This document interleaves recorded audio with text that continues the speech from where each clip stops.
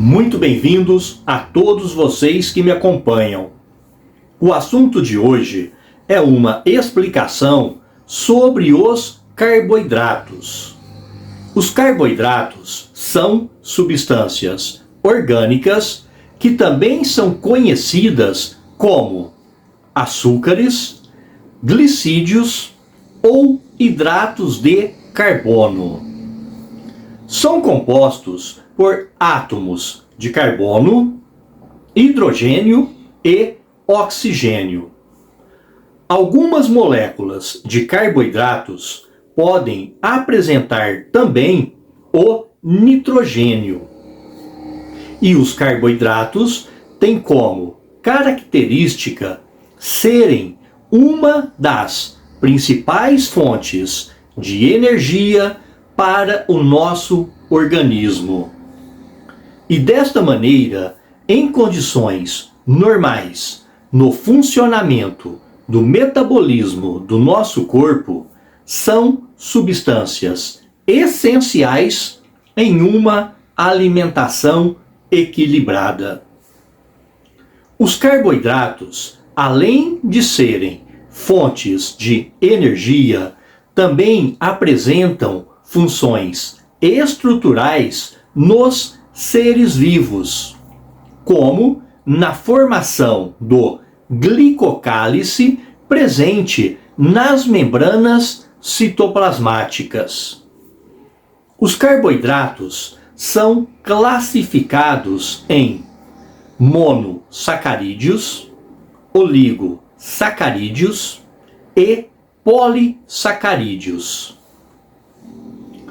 Esta classificação ocorre de acordo com a complexidade das suas moléculas. Vamos lá. Primeira classificação: monossacarídeos. São os carboidratos mais simples. São formados por 3 a 7 átomos de carbono e, de acordo com a quantidade de carbono, recebem os seguintes nomes. Triose apresenta 3 átomos de carbono e é representado por C3H6O3. Tetrose apresenta 4 átomos de carbono e é representado por C4H8O4. Pentose apresenta 5 átomos de carbono e é representado por C5H10O5. Hexose apresenta 6 átomos de carbono e é representado por C6H12O6. Heptose apresenta 7 átomos de carbono e é representado por C7H14O7.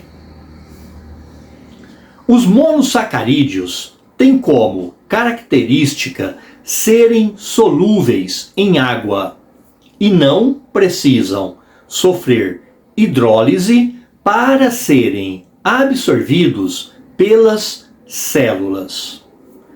As pentoses e as hexoses são os monossacarídeos de maior importância para os seres vivos. As pentoses participam da constituição do ATP, que é a molécula energética do nosso organismo, e participa também da constituição dos ácidos nucleicos, que é o DNA e o RNA. As hexoses apresentam uma importante função energética, como a glicose, a frutose e a galactose. Segunda classificação: oligosacarídeos. Os oligosacarídeos são carboidratos maiores que os monossacarídeos. Isto ocorre porque os oligosacarídeos são formados pela união de 2 a 10 monossacarídeos. A união destes monossacarídeos para formarem os oligosacarídeos ocorre através de uma ligação química chamada de ligação glicosítica. Nesta ligação ocorre a saída de uma molécula de água. Os oligosacarídeos precisam ser hidrolisados para serem absorvidos durante a digestão. Os oligosacarídeos são classificados em disacarídeos, que é a união de 2 monossacarídeos, trissacarídeos, que é a união de 3 monossacarídeos, e assim em diante, de acordo com a quantidade de monossacarídeos que se ligam entre si. Lembrando que os oligosacarídeos é a união de 2 a 10 monossacarídeos. Os principais oligosacarídeos são a maltose, a sacarose e a lactose. Eles apresentam uma importantíssima fonte energética. Estes 3 carboidratos são classificados como disacarídeos. A maltose é a união de 2 moléculas de glicose e é encontrada em vegetais como a cevada. A sacarose é a união de uma molécula de glicose com uma de frutose, sendo encontrada em vários vegetais, como exemplo, a cana-de-açúcar e a beterraba. A lactose é a união da glicose com a galactose, sendo encontrada no leite e seus derivados. Terceira classificação dos carboidratos: polissacarídeos. Os polissacarídeos são as moléculas de carboidratos mais complexas que existem. São insolúveis em água e não apresentam o sabor adocicado. Na maioria das vezes, os oligosacarídeos resultam da ligação de um grande número de moléculas de monossacarídeos. Os principais polissacarídeos são o amido, o glicogênio e a celulose. O amido é formado pela união de várias moléculas de glicose e é encontrado apenas nos vegetais, como a mandioca, batata inglesa, milho, feijão, entre outros.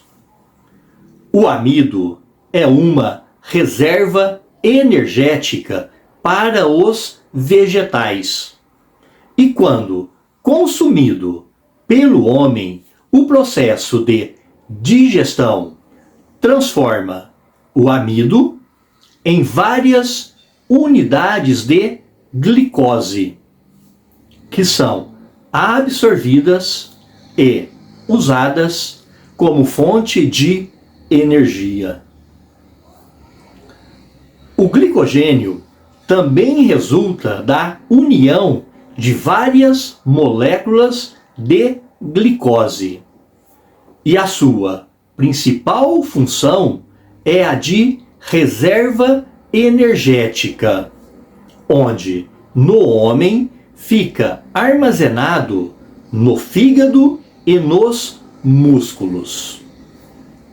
Quando o fígado e o músculo já estão com armazenamento de glicogênio em um nível máximo, o excesso de glicose é convertido em gordura, sendo armazenado nos tecidos adiposos.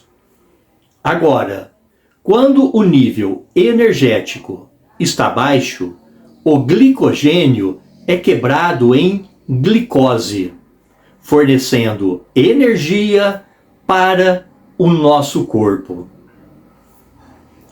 A celulose é o carboidrato mais abundante na natureza e também é formado pela união de várias moléculas de glicose. A celulose é o principal componente da parede celular dos vegetais. E são raros os seres vivos que conseguem digerir a celulose. Os animais exclusivamente herbívoros, como os ruminantes, que são o boi, a cabra, a girafa, entre outros, apesar de ficarem mastigando os vegetais, não são capazes de produzir a enzima celulase, que é necessária para digerir a celulose. No entanto, no estômago destes animais existem algumas espécies de micro-organismos, como bactérias e protozoários, que produzem a enzima celulase, quebrando desta maneira a celulose em glicose, fornecendo energia para estes animais. O ser humano também não produz a enzima celulase e também não possui os micro-organismos produtores da enzima celulase. Desta maneira, nós não conseguimos aproveitar a fonte energética proveniente da celulose. Mas, mesmo assim, a ingestão de alimentos vegetais é muito importante para o ser humano, pois os vegetais são fontes de vitaminas e fibras.